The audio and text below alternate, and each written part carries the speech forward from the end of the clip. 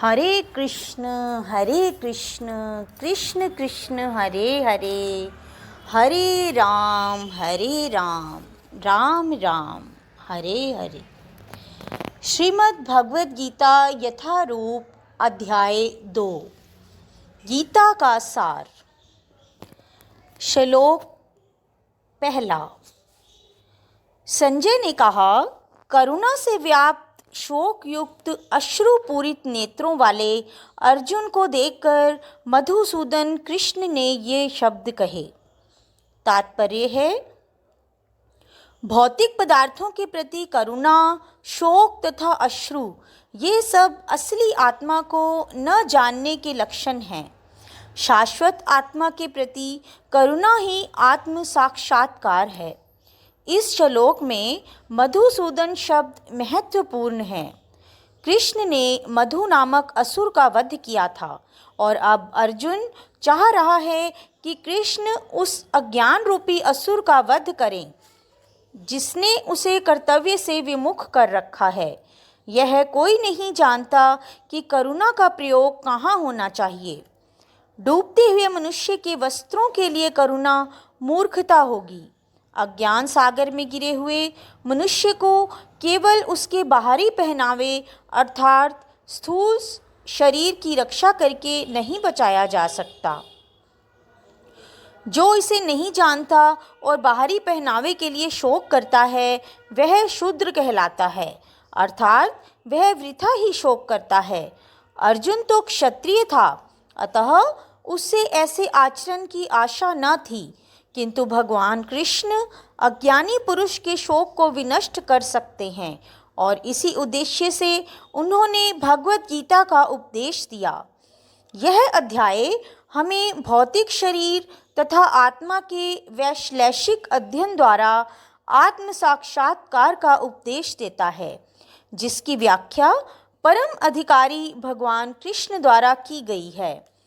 यह साक्षात्कार तभी संभव है जब मनुष्य निष्काम भाव से कर्म करे और आत्मबोध को प्राप्त हो। श्लोक नंबर 2। श्री भगवान ने कहा, हे अर्जुन, तुम्हारे मन में यह कल्मश आया कैसे? यह उस मनुष्य के लिए तनिक भी अनुकूल नहीं है जो जीवन के मूल्य को जानता हो। इससे उच्च कुल की नहीं अपितु अपयश की प्राप्ति होती है। तात्पर्य है, श्री कृष्ण तथा भगवान अभिन्न हैं, इसीलिए श्री कृष्ण को संपूर्ण गीता में भगवान ही कहा गया है। भगवान परम सत्य की पराकाष्ठा है। परम सत्य का बोध ज्ञान की 3 अवस्थाओं में होता है: ब्रह्मा या निर्विशेष सर्वव्यापी चेतना, परमात्मा या भगवान का अंतर्यामी रूप जो समस्त जीवों के हृदय में है, तथा भगवान या श्री भगवान कृष्ण। श्रीमद् भागवत में परम सत्य की यह धारणा इस प्रकार बताई गई है। वदन्ति तत्त्वविद सतत्वं यज्ञान मध्यम ब्रह्मोति परमात्मेति भगवानिति शब्दते। परम सत्य का ज्ञाता परम सत्य का अनुभव ज्ञान की 3 अवस्थाओं में करता है और ये अवस्थाएं एक रूप हैं। ये ब्रह्मा, परमात्मा तथा भगवान के रूप में व्यक्त की जाती हैं। इन 3 दिव्य पक्षों को सूर्य के दृष्टांत द्वारा समझाया जा सकता है, क्योंकि उसके भी 3 भिन्न भिन्न पक्ष होते हैं, यथा धूप, सूर्य की सतह तथा सूर्यलोक स्वयं। जो सूर्य के प्रकाश का अध्ययन करता है वह नौसिखिया है। जो सूर्य की सतह को समझता है वह कुछ आगे बढ़ा हुआ होता है और जो सूर्यलोक में प्रवेश कर सकता है वह उच्चतम ज्ञानी है।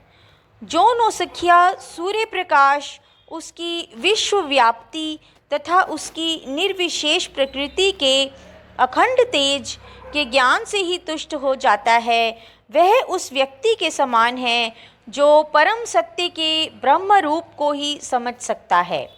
जो व्यक्ति कुछ अधिक जानकार है वह सूर्य गोले के विषय में जान सकता है, जिसकी तुलना परम सत्य के परमात्मा स्वरूप से की जाती है।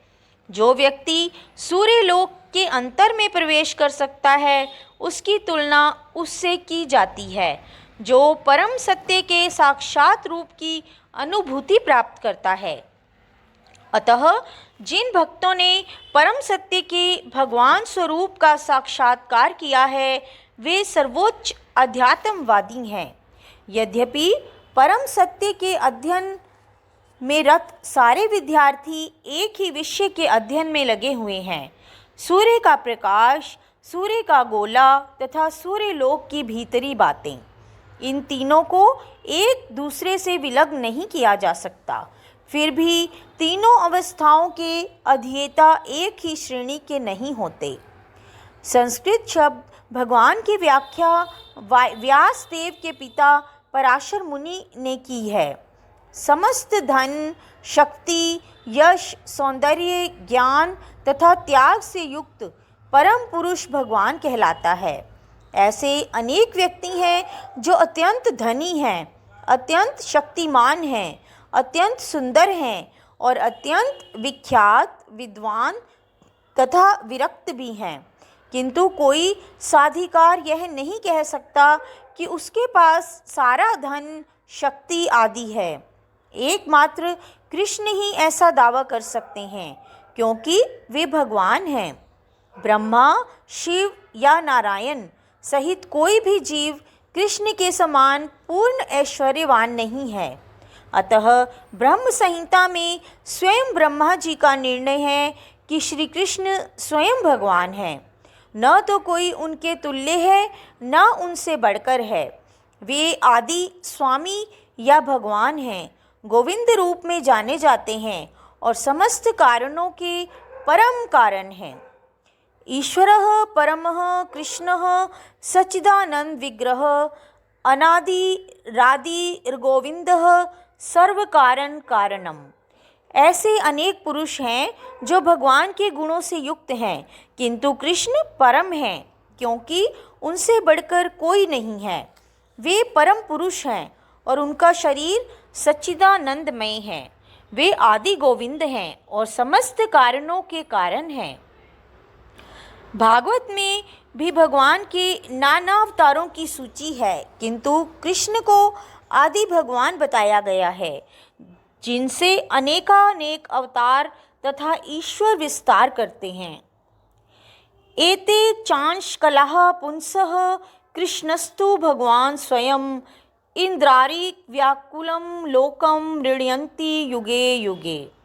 यहाँ पर वर्णित सारे अवतारों की सूचियाँ या तो भगवान की अंश कलाओं अथवा पूर्ण कलाओं की हैं, किंतु कृष्ण तो स्वयं भगवान हैं। अतः कृष्ण आदि भगवान परम सत्य परमात्मा तथा निर्विशेष ब्रह्मा दोनों के उद्गम हैं। भगवान की उपस्थिति में अर्जुन द्वारा स्वजनों के लिए शोक करना सर्वथा अशोभनीय है। अतः कृष्ण ने कुतः शब्द से अपना आश्चर्य व्यक्त किया है। आर्य जैसी सभ्य जाति के किसी व्यक्ति से ऐसी मलिनता की उम्मीद नहीं की जाती।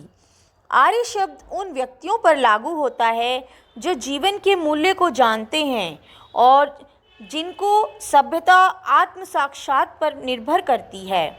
देहात्म बुद्धि से प्रेरित मनुष्यों को यह ज्ञान नहीं रहता कि जीवन का उद्देश्य परम सत्य विष्णु या भगवान का साक्षात्कार है।